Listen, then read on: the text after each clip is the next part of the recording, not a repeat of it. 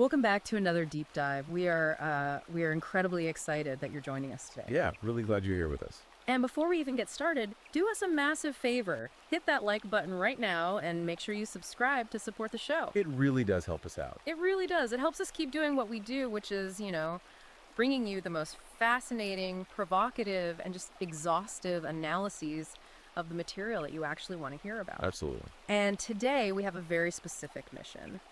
We are taking a comprehensive look at a highly controversial, intensely debated ebook that was just recently published. Right, came out in 2025. Exactly. 2025. It's titled Dao of Diogenes, the First Sovereign MGTOW, and Rejecting the Good Opinion of Gynocentrists. It's quite the title. It is a mouthful, yeah. It's written by Conrad Riker. Yeah. And to hook you right out of the gate, you really need to understand exactly what this text is and who it's actually for. Because it's definitely not for everyone.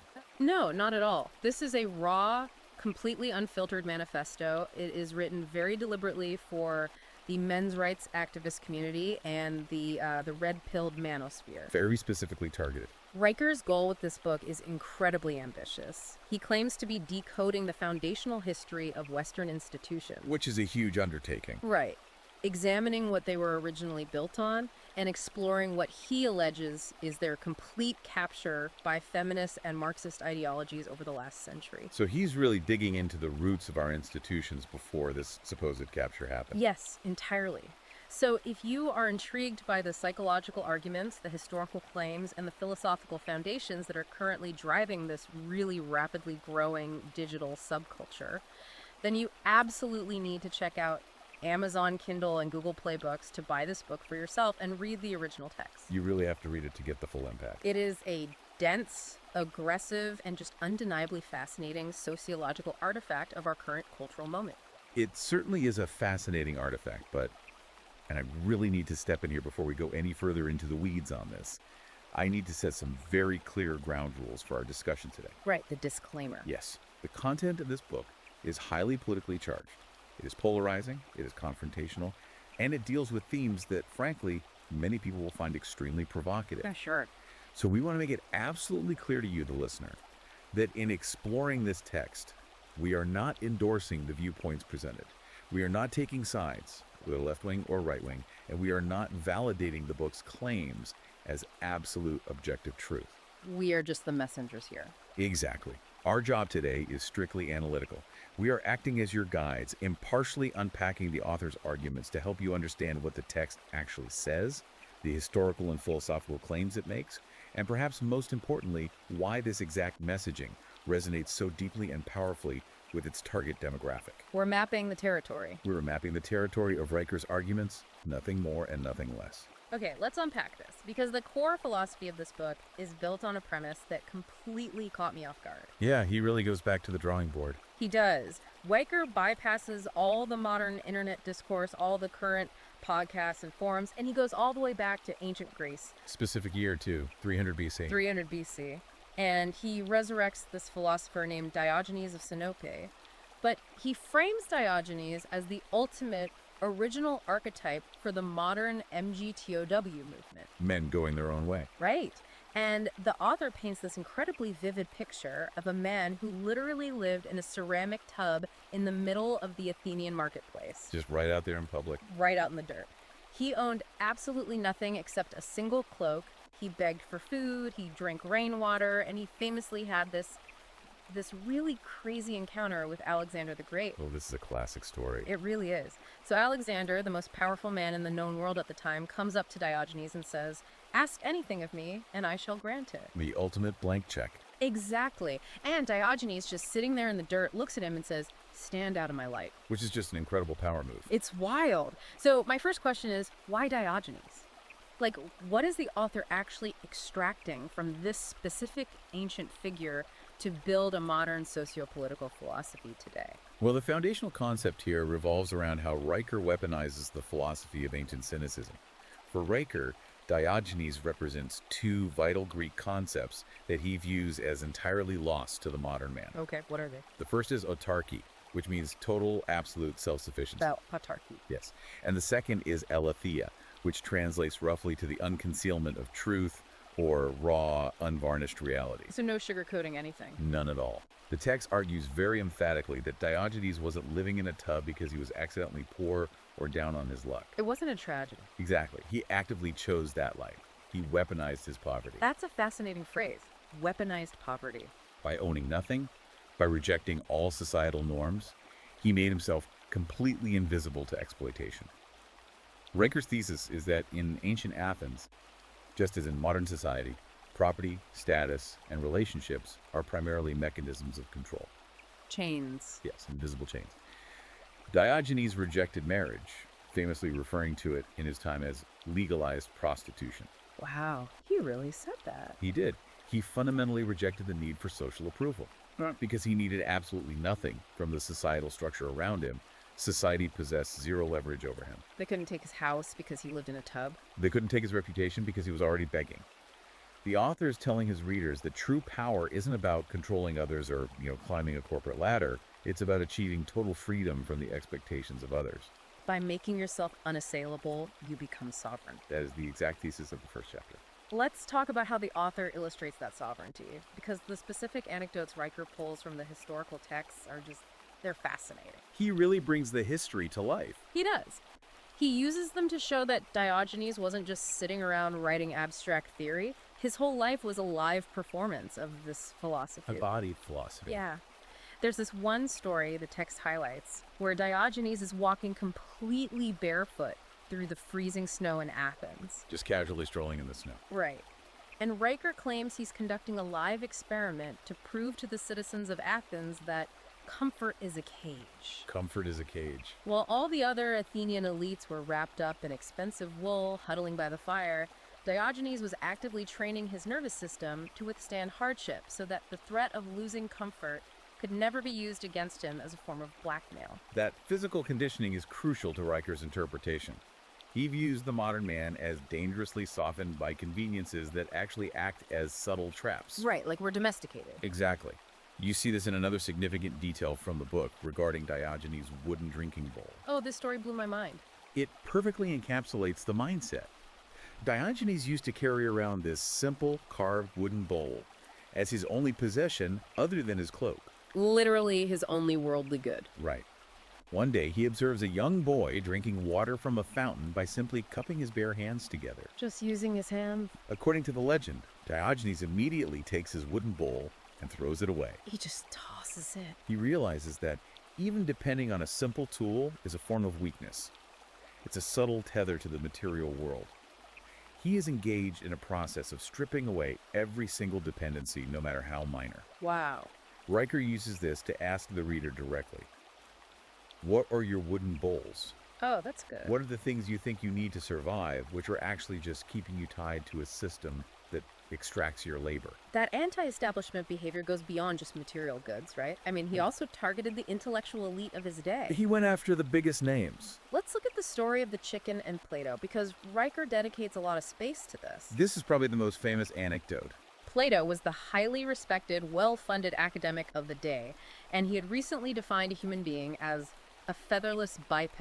Very academic, very clinical. Right, this lofty, abstract definition that everyone in the academy applauded as brilliant.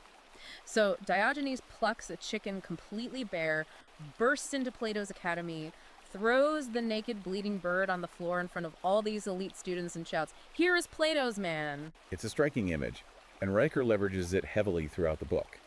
He frames this incident as the ultimate rejection of what he perceives as modern academic obfuscation. The ivory tower. Exactly. The text actively compares Plato's abstract, disconnected theories to modern gender studies and critical theory departments. He draws a direct line there. He does. Diogenes wasn't writing counter-essays to debate Plato on Plato's terms. He was using visceral, undeniable physical reality to mock the hypocrisy and the detachment of the elite class. He just brought a plucked chicken. Riker is urging his readers to adopt this exact same posture regarding modern institutions. The advice is essentially, do not debate the system using their vocabulary. Don't play their game. Right. Mock it. Expose its inherent absurdities through your actions, and refuse to legitimize their intellectual frameworks. This all ties directly into how Riker wants the reader to look at their own life right now. And I think it's a profound question to consider for anyone listening to us today. How much of your daily stress, your anxiety, your 80-hour work weeks is generated by maintaining what society dictates are necessary comforts? The modern wooden bowls. Exactly. The mortgage, the car payment, the lifestyle you maintain to impress a partner or to signal status to your peers? Keeping up with the Joneses.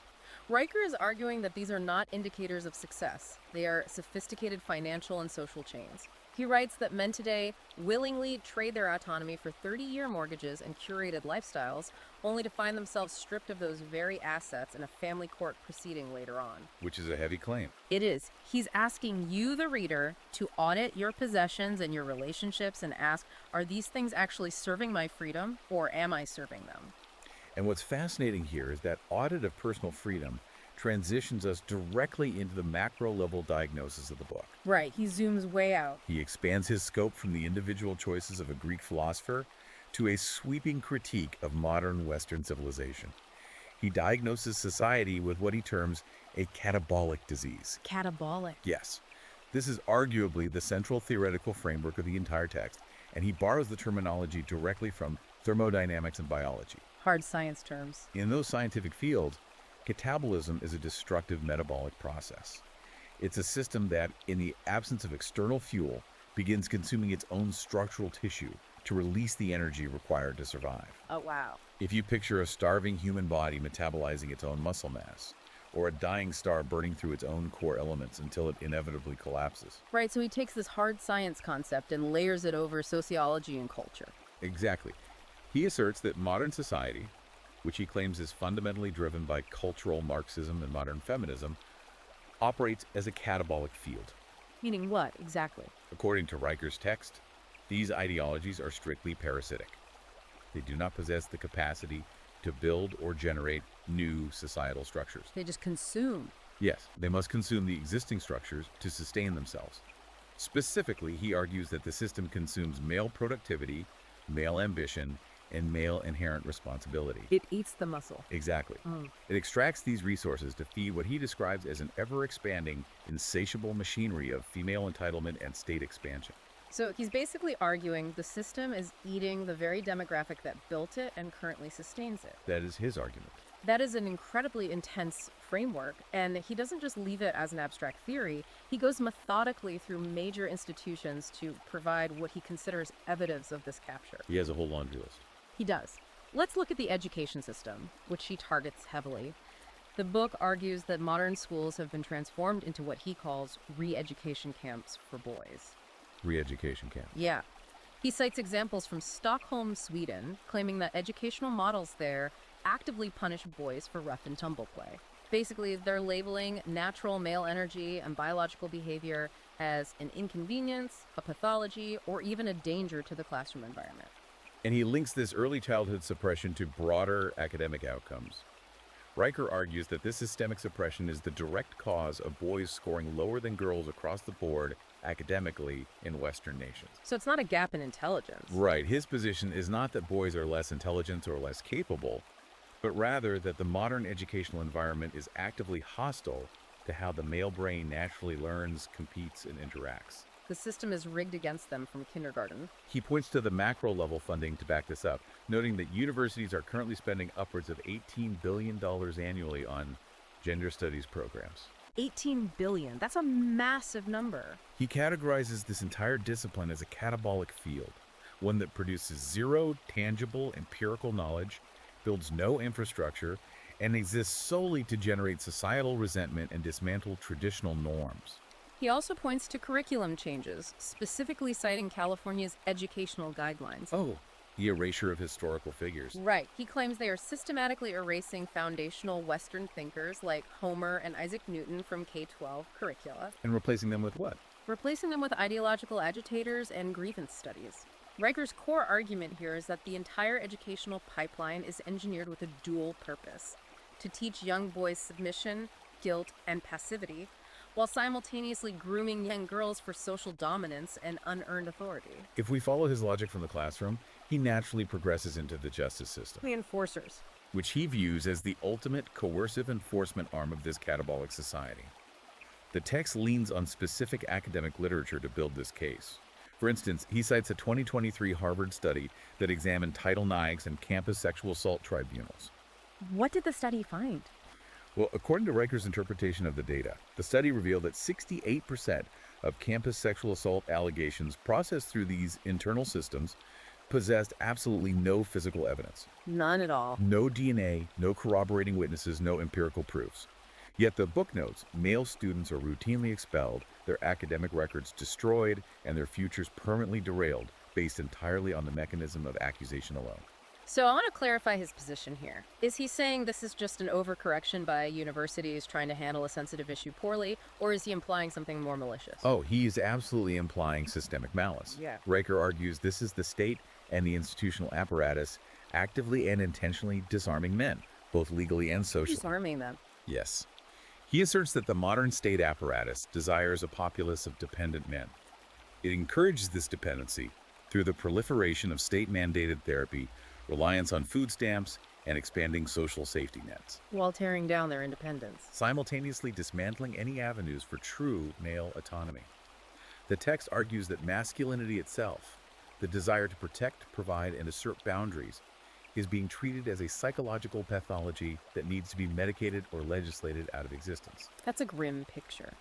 His conclusion is that when a civilization tells a man that his only inherent value is his labor and his unquestioning compliance, and then systematically strips him of his legal due process and social standing, Yeah. you are witnessing a catabolic system consuming its own foundational bedrock. That transitions perfectly into the psychological mechanics of how men are kept in the system.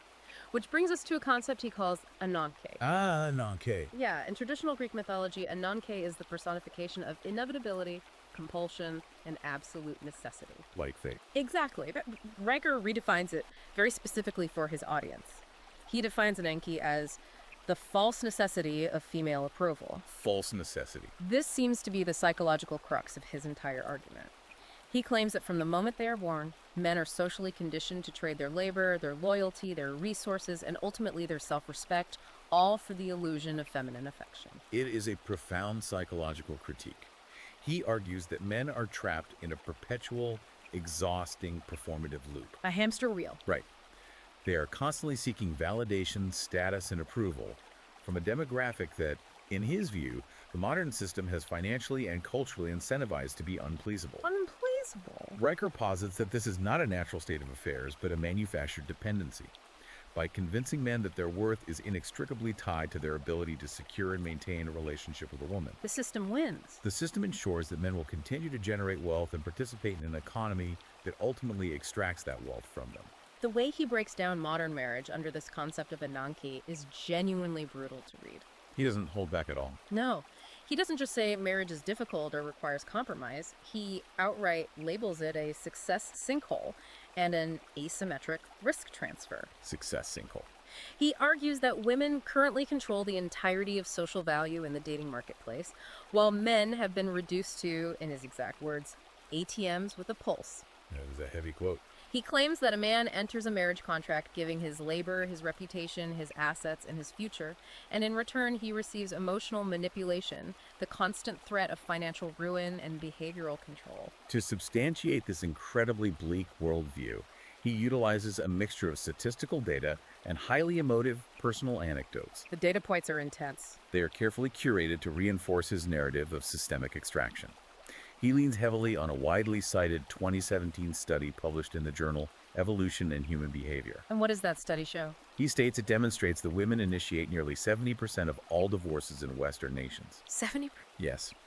And for Riker, this statistic is not merely indicative of shifting cultural norms around relationship satisfaction. Yeah. It is empirical proof of what he calls legalized extraction. Legalized extraction. He argues that men are sold a culturally manufactured, romantic fairy tale of lifelong loyal partnership.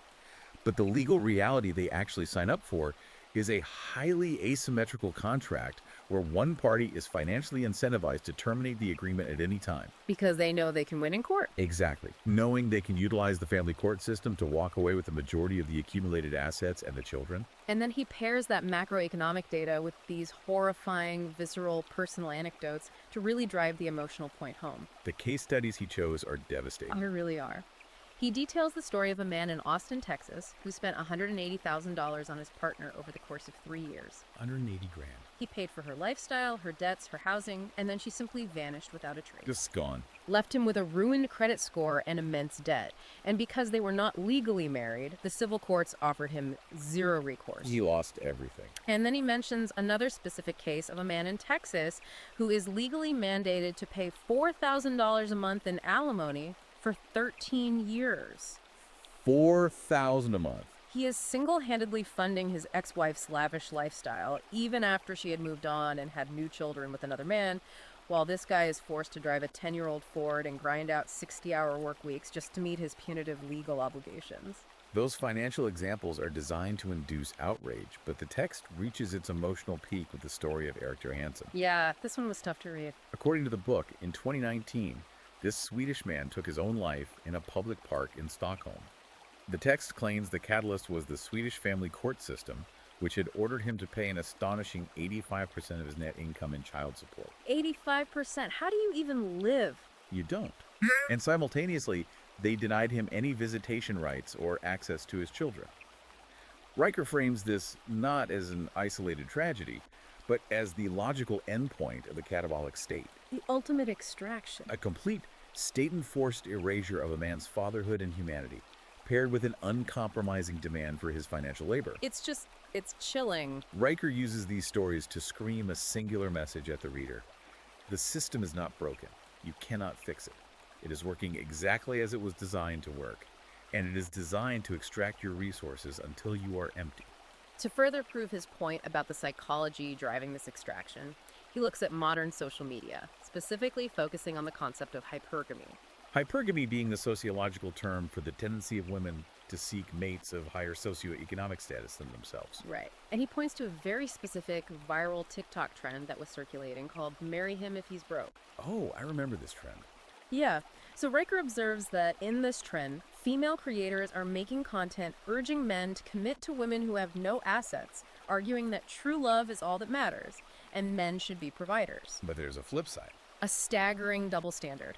He claims these exact same demographics of women will ruthlessly delay their own commitments until they can secure a man with a six-figure salary, a luxury vehicle, and real estate. He summarizes this dynamic with a very sharp, cynical observation. Men are socially expected to commit at the bottom of the socioeconomic ladder, offering their resources unconditionally. Right. But women are biologically and culturally conditioned to hold out for the absolute top. This, he argues, is the very mechanism that creates that success sinkhole we mentioned earlier. So a man is trapped no matter what he does. Exactly. A man spends his 20s and 30s climbing the corporate ladder, sacrificing his health and free time to build wealth to become attractive to the opposite sex. So doing everything society tells him to do. But once he achieves that peak, he is simply viewed as a target for extraction. He will either be abandoned for someone with even higher status, or he will be divorced so his accumulated assets can be liquidated and transferred by the court. Okay, I have to jump in here because this is where the book takes a massive pivot. With a historical detour. Yes. If Riker just stayed in the realm of complaining about modern family courts, alimony laws, and hypocritical TikTok trends, he would sound like just another angry voice in the manosphere echo chamber. Just another internet grievance. Right. But he attempts to elevate his argument by taking the reader on a sweeping macro-historical detour. He argues that the entirety of ancient history proves his point about societal collapse. Here's where it gets really interesting. It does. He does this by contrasting the fall of the Roman Empire and the Athenian Empire with the incredible multi-century longevity of Sparta. And his core historical thesis is staggering. He claims that empires inevitably fall at the exact historical moment that men stop operating as warriors and instead become domesticated providers whose primary societal goal is to please women. It is a very specific, highly deterministic, and frankly deeply controversial lens through which to view ancient history. But to understand the book, we have to examine how he constructs this narrative. So let's look at his framing of the fall of Rome. If you read mainstream historians, the fall of Rome is attributed to a massive, complex web of factors. Right, continuous barbarian invasions across overextended borders. Hyperinflation, debasement of the currency, Lead poisoning. and systemic political corruption. But Riker sweeps virtually all of that macroeconomic and geopolitical context aside. Just ignores it. He argues that Rome did not fall to barbarians, it fell from within, and the primary catalyst was unchecked female hypergamy. Wait, so I really want to clarify this. He is looking at the collapse of the greatest empire in the ancient world, and he's seriously pinning it on elite Roman divorce trends. Yeah. Is he ignoring the Visigoths entirely? That is exactly what makes this text so provocative, and why we have to examine his specific ideological lens. He's not writing a peer-reviewed comprehensive history textbook. He's writing a socio-political survival manual. Deliberately filtering out the macroeconomic factors to isolate the sociological ones. To his mind, the barbarian invasions only succeeded because the internal social cohesion of Rome had already been shattered by shifting domestic loyalties. How does he prove that? He claims that elite Roman patrician women, and he specifically names historical figures like Fulvia and Scribonia, stopped marrying the dependable, aristocratic senators and civic leaders who maintained societal stability. They got bored with the stable guys. Instead, these women utilized the liberalized Roman divorce laws to dissolve their marriages and align themselves with rising, charismatic, and often violent military strongmen and warlords. Oh. He actually refers to this in the text as the original ancient manifestation of the alpha fucks beta bucks dynamic, doesn't he? Yes, he uses that exact modern manosphere terminology to describe ancient Roman politics. That is wild. He argues that by chasing genetic variance, raw dominance, and immediate power over moral loyalty, civic duty, and long-term stability, these elite women collapsed the aristocratic continuity of Rome. It created chaos. They threw the political system into dynastic chaos, leading to endless civil wars, which in turn weakened the borders and allowed the barbarians to cross.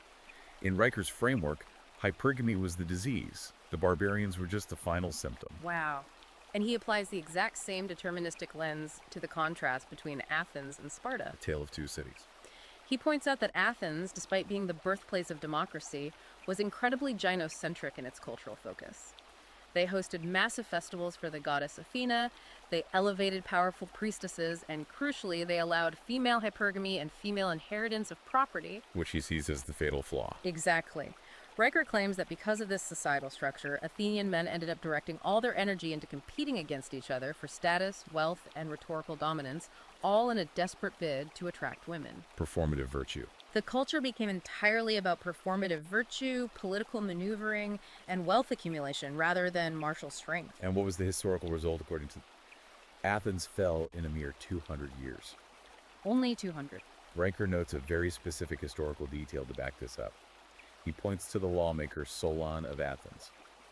He notes that Solon actually had to draft and pass specific legislation restricting women's inheritance rights. Why would he do that? Because unchecked female access to wealth was fueling a crisis where wives were divorcing stable, civic-minded Athenian citizens to transfer their wealth to foreign tyrants and flashy aristocrats. And then he holds up Sparta as the ultimate historical counterexample, the anti-Athens. The ideal state, in his eyes. Riker notes that the Spartan state took boys away from their mothers at age 7 to enter the agurge, a rigorous, brutal system of martial training and survival. Very harsh conditions. He emphasizes repeatedly that Spartan women, while physically fit, had absolutely no political voice, no religious cults that dictated state policy, and no influence over military affairs. Zero influence on the state.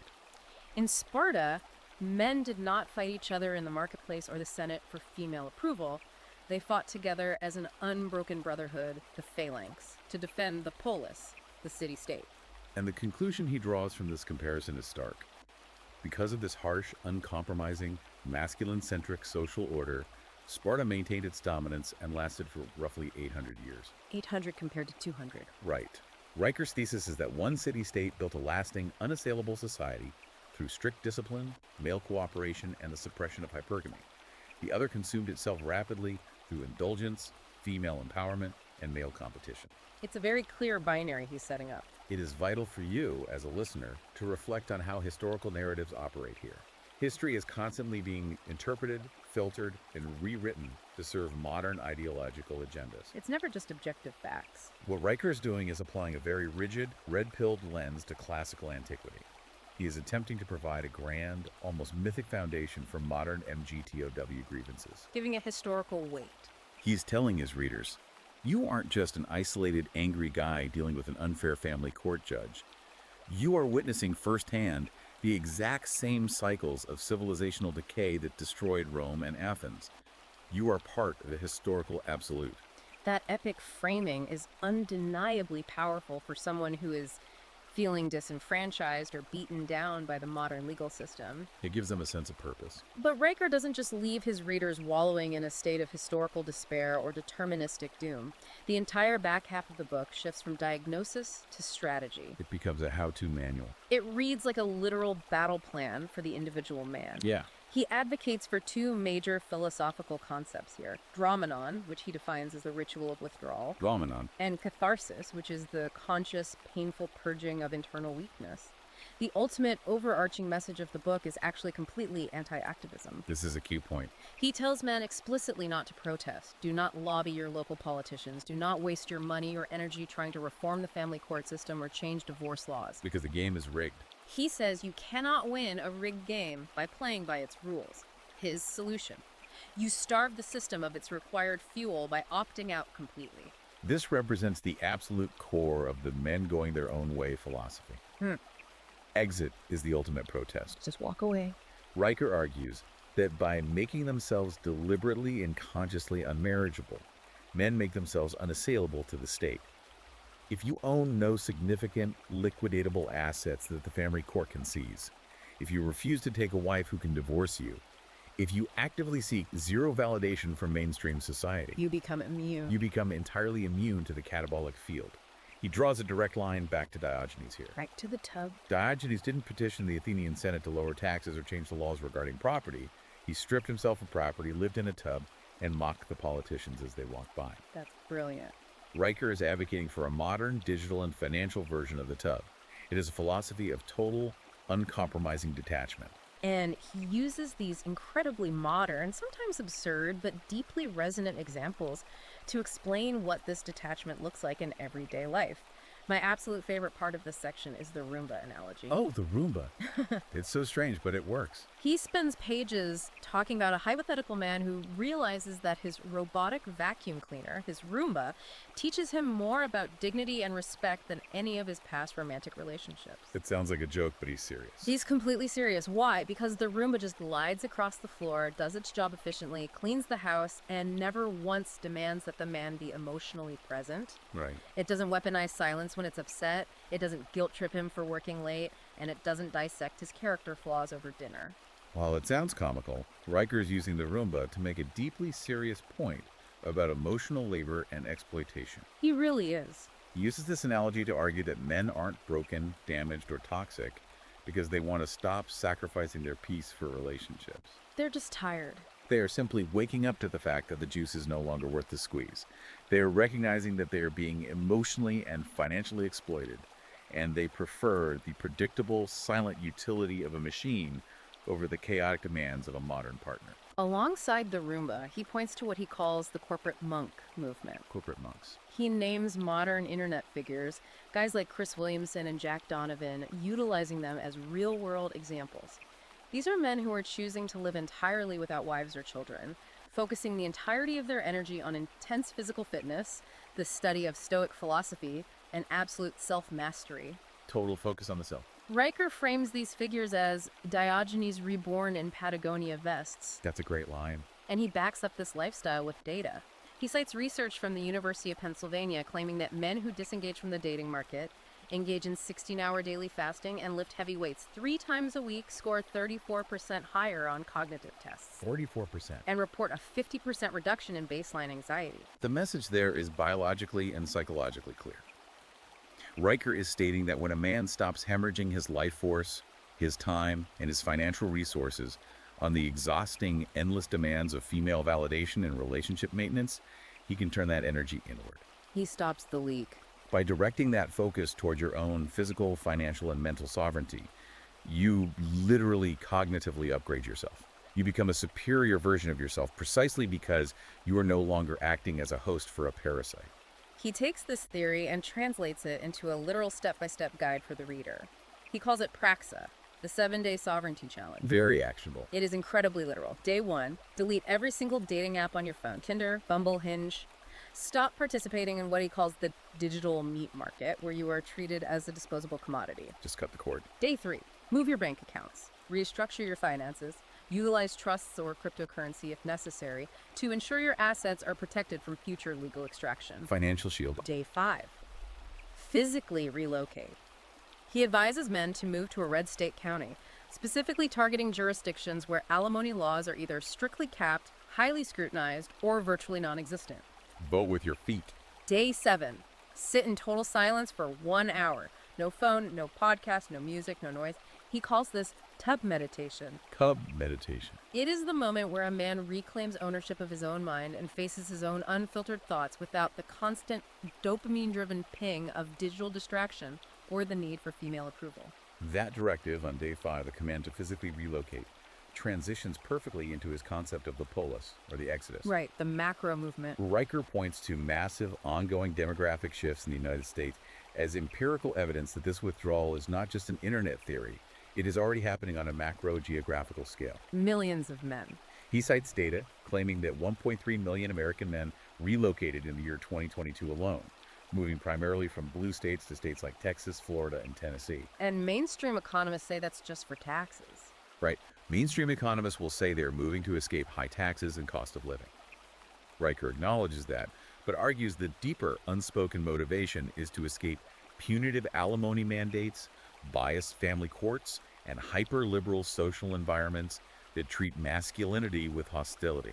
He even talks about specific enclaves, right? Like tech workers in Silicon Valley. He details how high-earning male tech workers are fleeing California for places like Wyoming, specifically joining movements like the Free State Project. The Free State Project. They are attempting to build intentional communities founded on private arbitration, zero property tax, and a complete rejection of state intervention in personal affairs. Seceding from the system, essentially. Riker doesn't view this migration as men running away in defeat.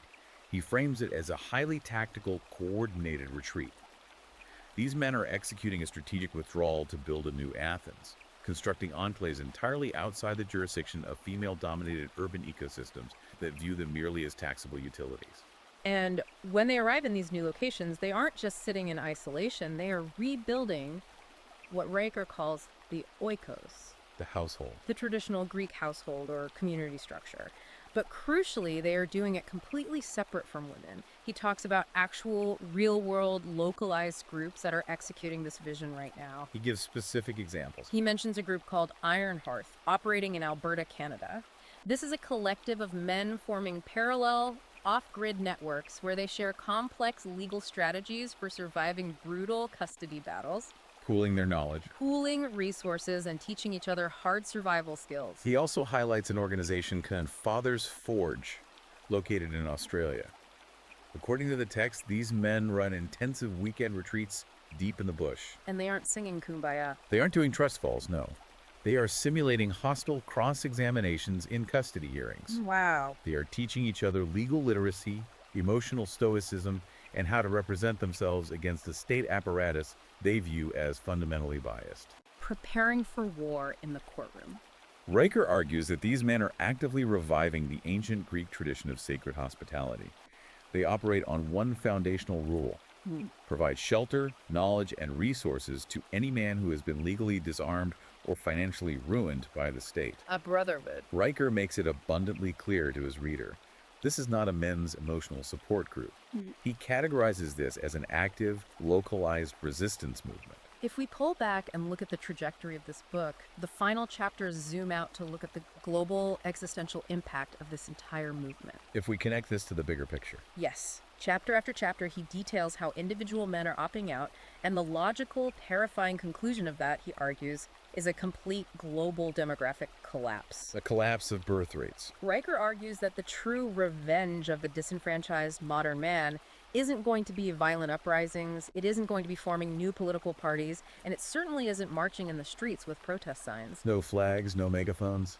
The ultimate revenge is simply the quiet, collective act of walking away. And when the builders, the innovators, and the protectors walk away from the societal contract, birth rates plummet, economic growth stagnates, and the entire civilization stalls. The international examples he pulls to illustrate this demographic winter are staggering and hard to ignore. Where does he start? He points immediately to Japan's phenomenon of the herbivore men. The herbivore men. These are young Japanese men who have completely lost interest in sex, marriage, and career advancement. He notes that marriage rates in Japan have plummeted by nearly 40% since 1990. 40%, that's a societal shift. He then looks at South Korea's golbang culture. This is a rapidly growing demographic of young, able-bodied men who deliberately choose to live in 100-square-foot, windowless basement rooms. Entirely checking out of society. They are completely rejecting the intense societal pressure to marry, produce children, and climb the corporate ladder. Riker's analysis is that these young men have watched their fathers be worked to death or bankrupted by divorce, and they have rationally chosen the isolation of the barrel over participation in the meat grinder. And it's happening in the West, too. In the UK, he cites a mind-blowing statistic claiming that 45% of men under the age of 35 are participating in an unofficial child strike. Child strike. They are absolutely refusing to have children. Not because they don't like kids, but specifically to avoid the legal traps and absolute financial ruin associated with the family court system. Pure risk management. Riker insists that society needs to stop framing these men as lazy losers hiding in their mother's basements. He actively elevates them. He calls them rational actors, the true, enlightened philosophical descendants of Diogenes. He validates their choice. They have looked objectively at the statistical data of modern marriage and relationships, calculated the risk-to-reward ratio, and rationally chosen personal sovereignty over playing a rigged game. Furthermore, he argues that the rapid acceleration of modern technology is supercharging this exit strategy. Tech is accelerating it. He points to the explosion of AI companions, specifically citing apps like Replica. He notes that millions of male users are currently reporting that they are genuinely happier alone interacting with a digital, customizable companion than navigating the combative, high-risk minefield of modern dating. So they get the emotional connection without the legal risk? He then points to the very edge of the biotechnology horizon, discussing early prototypes for synthetic wombs currently being researched at institutions like Harvard and Cambridge. Synthetic wombs? For Riker, this technological leap represents the absolute endgame of the gender wars. The final nail in the coffin.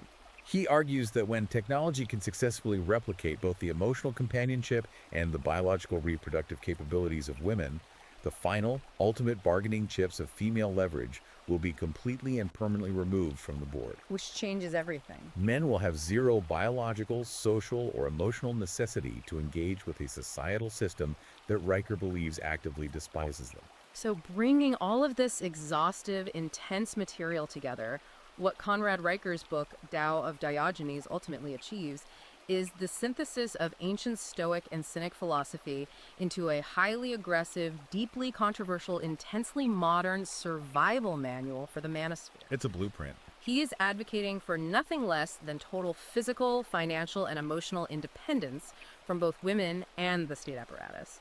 He uses the striking historical image of Diogenes sitting in his tub not merely as a neat historical curiosity or a philosophical thought experiment, but as a weaponized literal lifestyle choice against what he views as a corrupt, terminal, gynocentric society. It is a comprehensive, airtight worldview for those who adopt it, certainly. Yeah.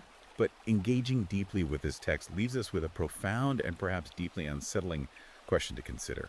It's a question that builds on the foundation of Riker's premise, but extends far beyond the scope of his book. If Diogenes achieved his legendary mythic level of total freedom by completely isolating himself in a tub and severing every single social, economic, and emotional contract with his fellow citizens, Right. what actually happens to a complex civilization when millions of its core builders, its infrastructure workers, its taxpayers, and its protectors simultaneously decide to choose the tub? When they all just walk away. Does this localized pursuit of complete, unyielding independence lead to an ultimate philosophical enlightenment for the individual man? Or does it inevitably, mathematically create a massive, collapsing void where the very fabric of society itself simply ceases to exist? That is exactly the kind of massive civilization-level question that makes digging into these sources so fascinating and why we do this show. It really leaves you thinking. And remember, we have only scratched the surface of the data and arguments presented in this text. If you want to explore the source material deeply and see exactly how Riker builds these controversial arguments page by page, you absolutely need to check out Amazon Kindle and Google Playbooks to buy and read Tao of Diogenes, the First Sovereign MGTOW. and rejecting the good opinion of gynocentrists for yourself. Definitely go read it. Also, make sure you follow the author, Conrad Riker, over at his Substack. You can find him at conradriker.substack.com. Check out his Substack. Finally, a massive thank you to you for taking this intense journey with us today. Please remember to hit that like button and subscribe to the show so you never miss another deep dive into the ideas, the philosophies, and the books that are quietly shaping the undercurrents of our world. We'll see you next time.